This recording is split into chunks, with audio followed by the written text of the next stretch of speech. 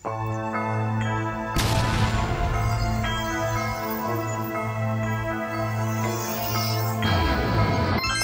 penting jumlah generasinya benar.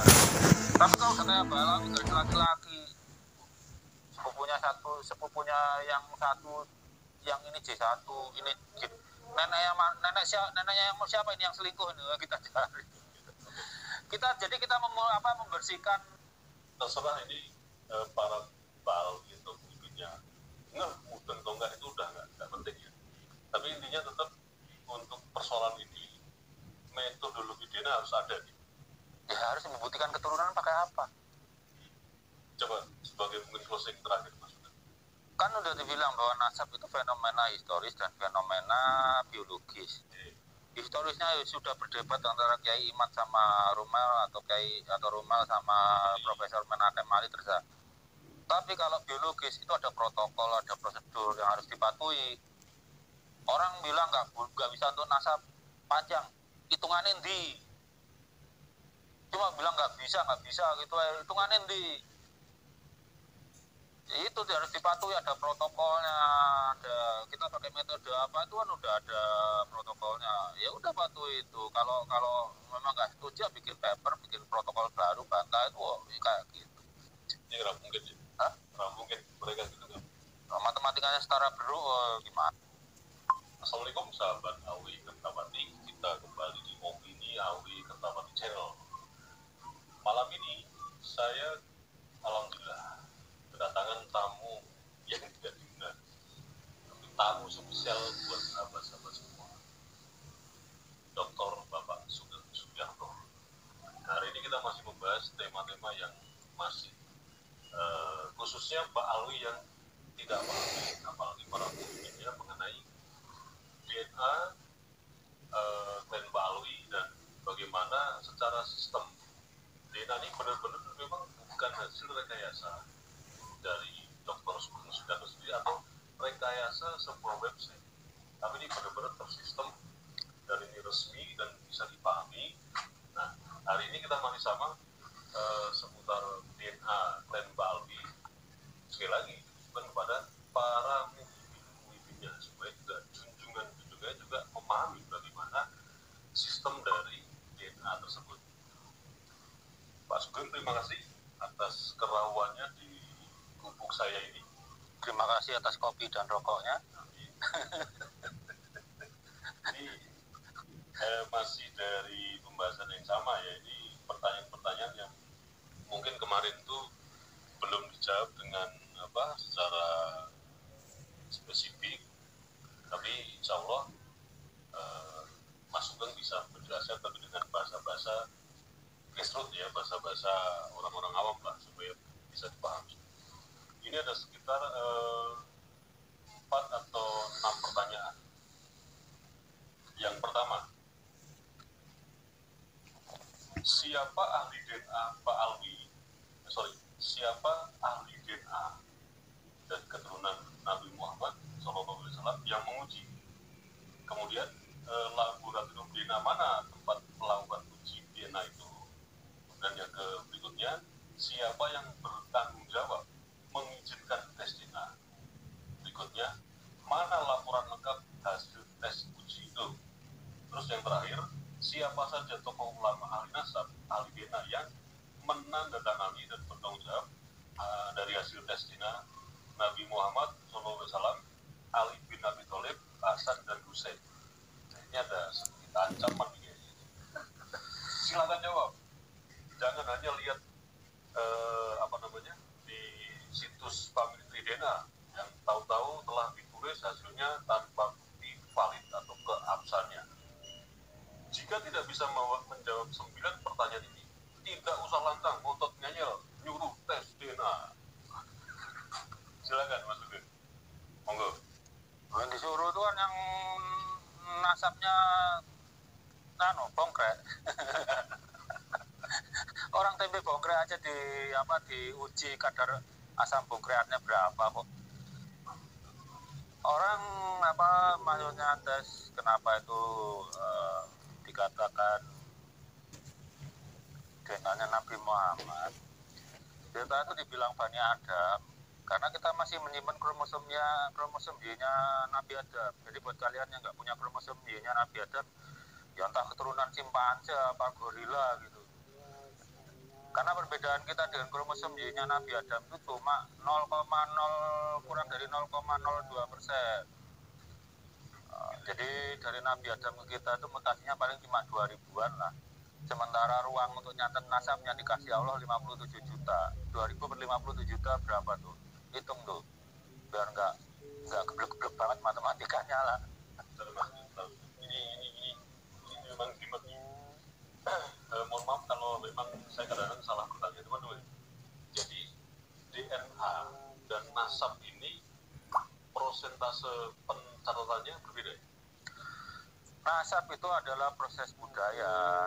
Jadi tergantung kesepakatannya. Kalau seperti di saudara kita yang etnis Minang, ya kesepakatannya nasab lewat ibu terus. Kalau Arab lewat ayah terus. Nah, bagaimana membuktikannya? Karena itu proses biologi. Kita menikah itu biar halal menginjeksikan DNA kita ke tubuh istri. Bahwa ponakan nikah kamu nggak nginjeksikan DNA-mu ke istrimu, gimana caranya hamil kan? Ya itu, cuma kan, nah DNA itu dari moyang kita, yang bagian ada yang haploid, ada yang diploid. Yang diploid itu berekombinasi. Maksudnya kalau gini, ayah kita itu 50% dari kakek kita, 50% dari nenek kita kan gitu. Ayah saja. Begitu diturunkan, dioplos dulu. Kemudian diturunkan lagi ke kita, ya proporsinya mendekati jadi 25% kakek, 25% nenek. Yang sisanya dari pihak ibu. Itu yang berekombinasi kita namakan diploid, D2. Nah, untuk DNA itu haploid, nggak berpasangan, nggak bisa dioplos. Itu kejadiannya di copy. Dari Nabi Adam di copy ke anaknya, misalnya Nabi mana ya? Yang paling bungsu Nabi Sis ya. Misalnya Nabi Sis punya anak laki-laki, di copy lagi terus gitu.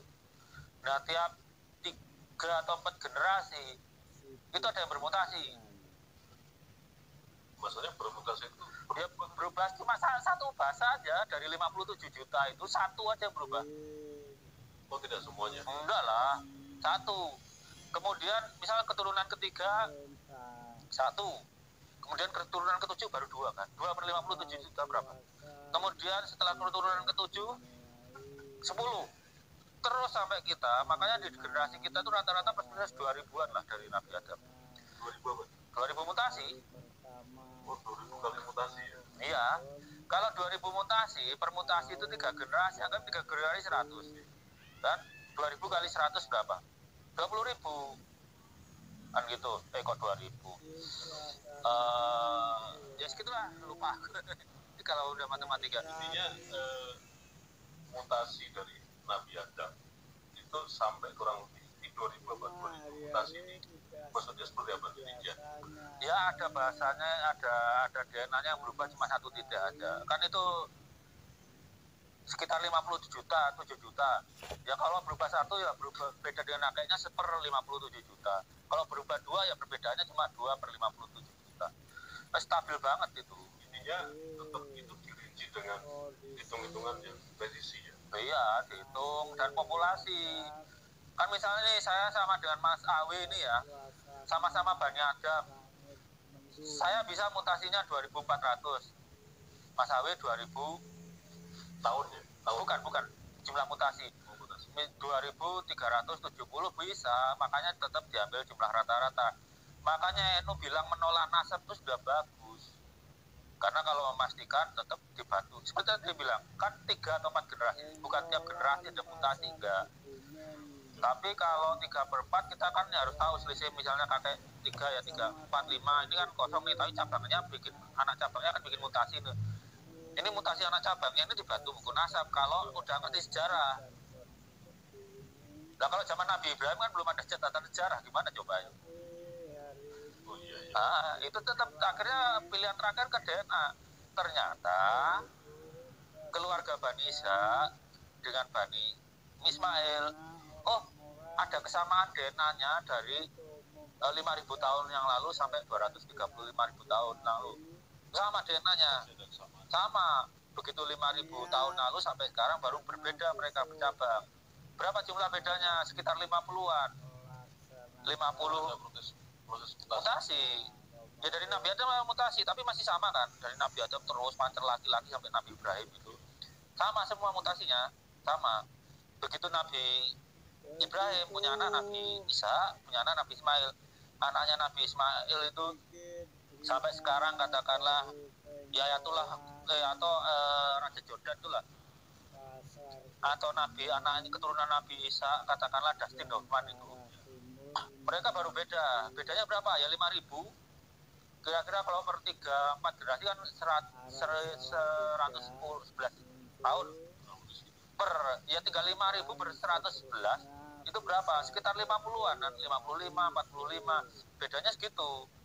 Jadi misalnya ya 50 dianggap rata-rata lah, 50 Nabi Ismail, 50 Nabi Isa, ditambahkan 100-an dibagi 2, ditambahkan 100-an dibagi 2 kali 111, itulah masanya Nabi Ibrahim. Caranya begitu. Nah kalau sekarang kalau Balawi gimana? Dicek dengan Dustin Hoffman, dengan misalnya Taufik Asgaf. Loh, yang Dustin Hoffman bedanya mutasi yang nggak dipunyai dengan Taufik Asgaf 250. Taufik Asgaf 300 tambah 250 berapa? 550 bagi 2 berapa? 275 kali 1114 berapa? Kan hampir 25.000 tahun lebih. Oh, akhirnya ketemu. Nah 25.000 tahun lebih kan nggak mungkin Nabi Ibrahim. Nabi Ibrahim itu menurut papernya Dr. McClellan itu setua-tuanya itu paling 5.600 5.700 tahun yang lalu. Karena pada masa Raja Neferkasokar di Mesir itu ada berita mengalami kekeringan 7 tahun. Yaitu walaupun nggak pasti, kita bisa indikasikan itu masa hidup Nabi Yusuf mungkin. Sebelum itu kan nggak ada berita lagi. Waktu Raja Neferkasokar itu belum disebut Firaun, masih disebut raja. Gitu. Mungkin gini maksudnya, dari uraian Mas Gung itu memang saya juga agak bingung juga ya. Ya bingung memang, kalau nggak kuliah bingung. Makanya kuliah orang. Tapi begini, mungkin awam yang dia pertanyakan begini. Terus yang membuat rumusan mengenai mutasi sekian, kemudian dibagi lagi menjadi sekian, hitung-hitungan secara matematika gitu. Nah itu yang merumuskan siapa? Bukan merumuskan, prinsipnya gini. Nah itu loh, mungkin pertanyaan awam seperti itu. Ini sopo saya ngerasa Nah, ilmu alam itu adalah ilmu yang membaca kebesaran Allah. Misal nih, saya nemu tulang itu terawetkan dengan es. Ya, terawetkan dengan es. Kita ekstrak DNA-nya. Ada tulang lain, kita ekstrak DNA ternyata umurnya sama. Berapa beda mutasinya? Katakanlah 1000 gitu. Iya, ini umurnya 1000 mutasi gitu ya. Kemudian di tempat yang sama satu haploid dengan tulang lagi, pada manusia hidup 500. Jangka waktunya berapa? Katakanlah 5.000 tahun. Maka satu mutasi 5.000 tahun per 100. Berapa? 50. 5.000 per 100 kan berarti 50 toh? 5.000 per 100. Oh iya, iya. Nah, itu satu mutasi mewakili 50 tahun gitu. Itu bukan kita ngarang. Namanya ilmu alam itu Allah ngasih buktinya, kamu pelajari, kamu simpulkan, kamu manfaatkan untuk hidupmu agar hidupmu lebih baik dan kamu bisa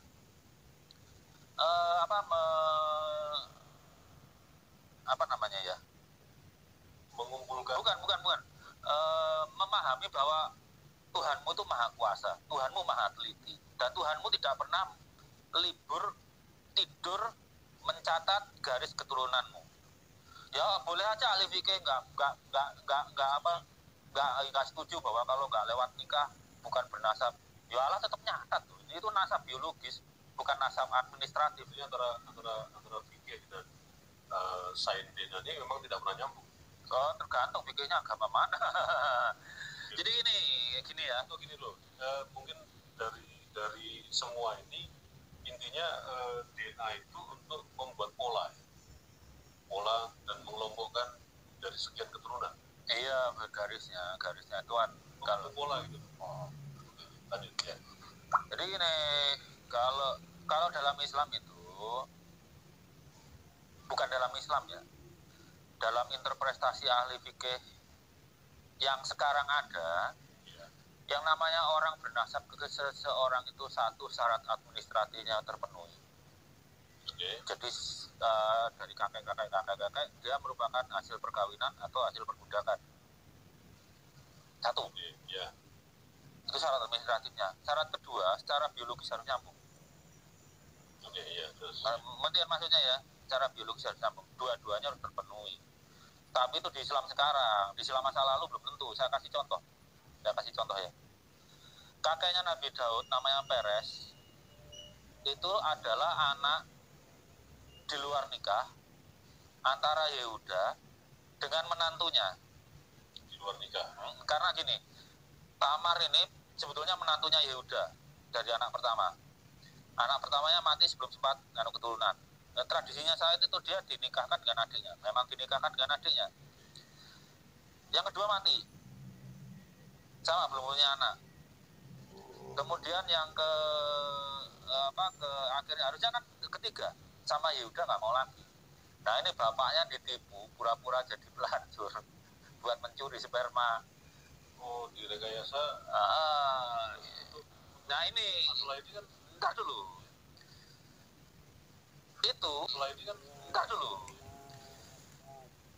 Itu memang akhirnya hamil yang setelah berapa ribu tahun kemudian lahirlah Nabi Daud, Nabi Sulaiman, Nabi Isa. Ada nggak kitab di agama Islam yang membatalkan nasabnya Nabi Daud, Nabi Sulaiman, Nabi Isa ke Nabi Yakub? Nggak ada yang berani. Alasannya? Ya karena Nabi masa dibatalkan nasabnya ke Nabi? Nggak berani, tetap nggak berani tuh. Pendekatannya memang harus ke sign ini. Iya. Bukan serta-merta. Ya kalau sekarang kita hati-hati ya itu aja, bahwa seseorang bernasab ke seseorang itu syarat administratifnya terpenuhi. Dia hasil pernikahan atau hasil perbudakan kalau di masa lalu. Oh jangan cari budak cantik ya. Habis gini kamu cari budak yang cantik. Garis pernikahan atau perbudakan satu. Yang kedua dia harus keturunan biologis, paternal, itu aja. Dua-duanya harus terpenuhi. Ya kalau kan kita nasab jauh itu hanya bisa lewat garis lurus laki-laki atau garis lurus perempuan. Itu pendetek. Yang siksa gak karu-karuan itu cuma 8 generasi lah maksimal. Bisanya mensikapi statement Pak Alwi mengenai fatwa fikih itu gimana? Kalau dihubungkan dengan dunia sains, fatwa fikih dari mana? Ulama fikih dunia. Kapan rapatnya? Nggak ada. Ngomong ulama fikih sedunia, caranya sampling gimana? Nggak jelas. Berapa orangnya, siapa namanya, madhab apa yang diwakili, itu kan gedabrus itu. Kalau misalnya Hanif Alatas ngomong ulama fikih sedunia, ngumpulnya di mana, madhab mana yang diwakili, gini, kalau representatif ulama sedunia itu ya, itu seperti pesan aman tuh, aman message. Tiap negara punya wakil yang resmi, mewakili madhab apa, tanda tangan, jelas. Nah, kalau klaimnya Hanif Alatas itu kan cuma orang Jawa bilang dodol lumuk. Nah, itu loh, dodol lumuk. Fatwa itu kan nggak ditujukan untuk masalah nasab Pak Alwi. Apa ya? Dari fatwa fikih yang diklaim itu sebagai resmi mewakili Pak Alwi. Iya enggak. Oh itu kan cuma Hanif Alatas nyantut-nyantut. Buktinya kalau klaim ulama fikih dunia, ngapain Muhammadiyah aja nggak ikut? Muhammadiyah itu organisasi besar sekali loh ya. Muhammadiyah nggak ikut. Muhammadiyah itu nggak percaya nasabnya Hanif Alatas. Memang kalau saya baca di beberapa referensi yang mengatakan antara fikih dan tes DNA ini, kalau saya simpulkan ini kan sebetulnya saling melengkapi. Tapi kadang-kadang memang fatwa ini digunakan sebagai tujuan tertentu ya. Kalau sains salah satu DNA ini kan nggak bisa dibantah gimana caranya, karena tidak. Artinya gini, dunia sains DNA itu tidak pernah memunculkan fatwa yang itu hanya kesepakatan, tapi kan benar-benar tersistem ini hasilnya DNA. Kalau ngusahain itu bukan fatwa, kesimpulan. Jadi gimana penjelasan? Induksi. Jadi ini kan kadang-kadang masih saja mereka yang mungkin tidak paham tentang DNA ini. Kok sama aja bisa direkayasa loh? Fatwa apalagi bisa direkayasa, ini gimana? kalau fatwa bisa direkayasa. Kalau DNA gimana ngubah sel ngubah DNA di 30 miliar sel tubuhmu? Caranya gimana? Yang jelas memang harus berulang-ulang terangkan. Ngomong direkayasa matematikanya aja jeblok, gimana rekayasa? Rekayasanya gimana coba? Matematikanya jeblok. Berarti secara kesimpulan mereka ini tidak mau menerima sains DNA ini sebagai bagaimana DNA mereka itu hukumnya apa. Itu karena memang tujuannya benar-benar ingin lebih mengedepankan fatwa untuk tujuan tertentu, atau bagaimana Mas sebetulnya kalau saya bilang itu buying time aja sekarang, jadi melawan, tapi kan kemajuan teknologi nggak bisa dilawan, ya nggak? Kalau sekarang orang masih berkilah lah tentang tes DNA karena masih mahal, bukan mahal sebelumnya, gaji kita aja kecilan. Coba nanti kalau orang misalnya sebulan gajinya udah $3.000, $5.000, buat itu terus tes DNA $400 enteng aja. Semua orang tes DNA. Mana bisa berbohong? Atau seperti negara Cina, semua laki-laki harus punya database DNA. Gimana Anda mau ngibul tentang nasab? Kalau kembali ke Cina lagi, khusus Pak Alwi, ada kemungkinan nggak dari yang pengalaman Mas Budi, apakah hanya memang G ya? Ya kalau kakeknya satu harusnya G semua, nyatanya enggak. Maksudnya gimana? Lo kan ada G, J1, J2, R, terus apa, T, ya kakeknya enggak satu, enggak ubah. Cuma kalau dalam genetik itu kita mencari itu. Maksudnya kemungkinan grup-grup yang lain yang mereka ya simpulkan sendiri itu ada nggak selain G? Gini, enggak cuma Balawi. Kalau kalian baca papernya Dr. Majid Robinson, orang Arab itu punya kebiasaan mengakomodasi laki-laki lain yang berpotensi. Ya, biasa selesai sama dulu. Mengakomodasi laki-laki lain yang berpotensi untuk menjadi konfederasi sukunya. Tadinya cuma mantu, akhirnya jadi suku itu. Misal ini, Bani Tamim itu kan udah surah wal istimadoh sebagai keturunan Nabi Ismail. Ya. Itu ya 90% J1 tuh. Tapi ya ada yang haplogramnya T. Nah, T ini dari mana? Bisa jadi dari menantu, karena sekian ratus tahun. Makanya dulu Rasulullah sampai melarang, jangan anak angkat dinasabkan ke bapak angkatnya. Yaitu kita bisa buat dasar pemikiran yang sama. Cucu dari menantu juga jangan dinasabkan ke kakek dari pihak ibunya, tetap lurus itu. Harus secara rumusannya harus jelas itu ya. Sebetulnya sih kalau kita bukan keturunan Nabi ya, kalaupun ada ya wis jelek-jelekan nenekmu ada yang berselingkuh, ya nggak usah tes lah, terima aja kesalahan. Ini yang kita persoalkan kan karena keturunan Nabi. Masa kita mau apa kok Bani Ali, keturunan Ali, haplogrupnya bisa beda-beda. Ingat kromosom Y itu non rekombinan, jadi dikopi keturunannya, bukan direkombinasi gitu. Bukan lempeng letter luck gitu ya. Ya harusnya lempeng. Ternyata kan ada G, ada J1, ada J2. Itu kita selidiki kenapanya. Kalau yang J1, J2 ternyata aku nyantet jalur perempuan juga kita terima. Yang penting jumlah generasinya benar. Tapi kalau udah kayak Balawi garis laki-laki, sepupunya yang satu, yang ini J1, ini J. Neneknya yang siapa ini yang selingkuh ini kita cari. Jadi kita membersihkan.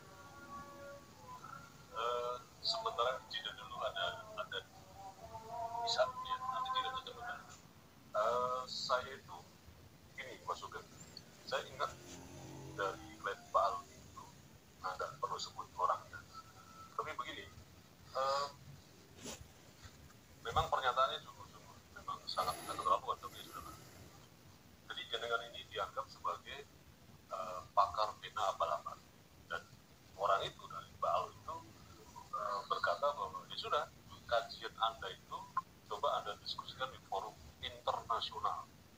jangan hanya keluar-keluar di media sosial, karena orang-orang awam pun tidak akan mengerti mengenai struktur DNA ini dan sistemnya dan lain sebagainya. Jadi menurut kalian gimana? Apa di internasional paper udah banyak, saya ngutip paperan selalu, paper yang diperiksa gitu. Bandinginnya kutipannya si Fahru Rosi kan nggak jelas tuh. Jadi sing dengan kutip ini Selalu paper yang udah dipublish, artinya gini, saya terapkan ilmu yang sudah ribuan tahun. Kita kenal genetik itu kan ribuan tahun. Orang membudidayakan ayam, membudidayakan sapi dan segala macamnya itu kan tanpa sadar mereka mempelajari genetika kan ya. Itu sampai kita jadi akumulasi gitu. Kalau dibilang pakar DNA yo nggak dianggap pakar juga nggak masalah gitu. Kalau masalah DNA gini teman-teman, kalau kalian belajar ilmu biologi ya dan jurusan biologi harus menguasai ilmu genetika. Kalau biasanya pertama kali dipelajari itu di mata kuliah biokimia. Jadi kalian mau kuliah pertanian, peternakan, perikanan, terus kedokteran hewan, itu harus bisa. Karena DNA itu kan cuma dari 4 bahasa aja. A, T, G, C. Itu kombinasinya. Kemudian Allah membuat kombinasi dari 4 bahasa itu bikin kita jadi manusia, bikin satu organisme jadi ayam, kebo, segala macam itu cuma dari 4 bahasa ini. Kita dengan kerbau misalnya ukuran genomnya beda, kombinasi proteinnya beda. Saya dengan mukibin itu ukuran genomnya sama, tapi urutan DNA-nya ada yang beda. Saya jadi pintar, mereka jadi begoan gara-gara itu. Jadi yang dipahami mungkin gini, jadi DNA itu hanya skop primernya, jadi tidak ada sekunder, tidak ada pecah-pecah gitu, tidak berparalel. Jadi kalau DNA itu ya udah, itu harus benar-benar orang-orang yang benar-benar pakar DNA. Sementara Mas Bung ini seringkali saya dengar di medsos liberal itu selalu di framing orang bukan apa biologi. Lah daripada Fikri Sahab, coba kalian cari kuliahnya. Jadi selama ini yang dari Pak Alawi yang ngomongnya rada bener ya Zenawi itu memang dokter betul, dan sebagian ngomongnya juga bener. Kayak Zenawi bilang bahwa kromosom Y itu tidak berekombinasi, ya paling nggak dia nggak berani melanggar prinsip genetika seperti itu, walaupun di ujung bicaranya di blender dengan autosomal DNA. Makanya kalau Zenawi udah saya ajak diskusi kok. Jadi untuk DNA manusia, tumbuhan dan hewan itu hampir sama strukturnya. Bahan penyusunnya sama, tapi ukurannya beda, kombinasinya beda. Makanya makanya contoh yang paling gampang dipahami gimana? Struktur DNA antara manusia, hewan, dan tumbuhan. Misalkan saya DNA tumbuhan, saya ngurusi tumbuhan untuk penelitian ini. Coba secara gampang bahasanya gimana? Gini, tumbuhan mah nggak punya kromosom. Kita punya, tapi DNA-nya tetap cuma ATGC. Karena Tuhan bikin kombinasi ATGC itu. ATGC itu maksudnya? DNA itu cuma jadi basa adenin, timin, guanin, sitosin, udah dari 4 ini. Kalau diterjemahkan di bahasa Indonesia ya begitu, di kuliah biologi kan itu.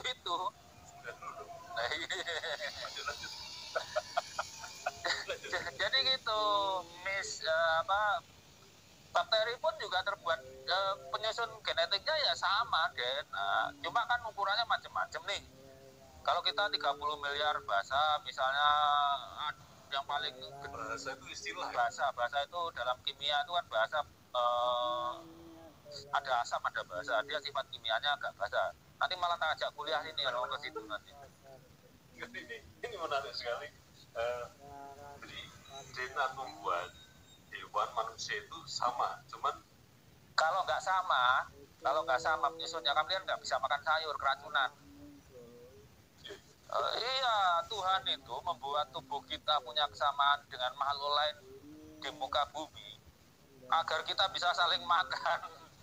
Baiki sing dikarepekan bareng gitu. Wah, ahli tumbuhan ngurus DNA. DNA-nya sama aja, DNA itu penyusunnya cuma ATGC.